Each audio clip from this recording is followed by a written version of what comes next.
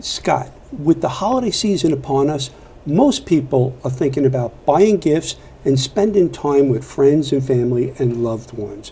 When Scott and I think about the holiday season, we think about hackers trying to steal your money.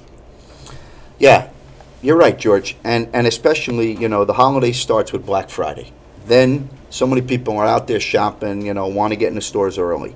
But really, it's that Cyber Monday that becomes a problem, right? It's a lot of money is spent online shopping, over $3 billion, and the hackers are just waiting to get their hands on that money. So what I think is, why don't we put together and tell the audience about top 5 tips to practice for safe online shopping this holiday season? I think that's a great idea. So think about 5 tips. The number one tip, and I think it's probably the most important tip, is to keep your antivirus and anti-malware up to date and make sure that your computer is completely patched and up to date. And I think the second tip that everybody needs to be familiar with is public Wi-Fi. We all are so used to going to that local coffee shop and turning on that Wi-Fi and not using up our data. But in fact, the hackers are lurking and they're capturing everything you type. I think that's a great tip.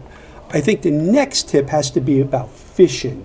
We all know about phishing emails. We're going to receive emails, and they're going to be from people that we think we know, or they're going to be from an Amazon account or someone else saying, here's your latest shipment, and they're going to want us to click on an email, and most likely that email is going to contain some sort of malware or spyware, and they're going to put that on your machine.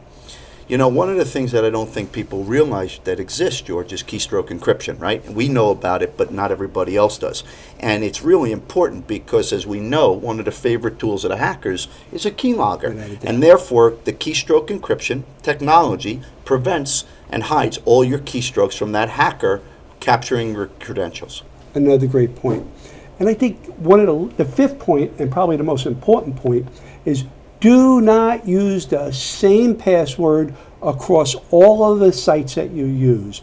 Because if a phisher gets that password, they're going to go out there and they're going to try it on multiple sites. And if you use that same password, they're going to be able to get into those multiple sites. And if your bank is one of those sites, well, then you have a problem. So I think we covered it, George. I think we covered 5 key tips that people should think about. And, I think it'd be beneficial for everybody that's listening. And safe shopping. Safe shopping.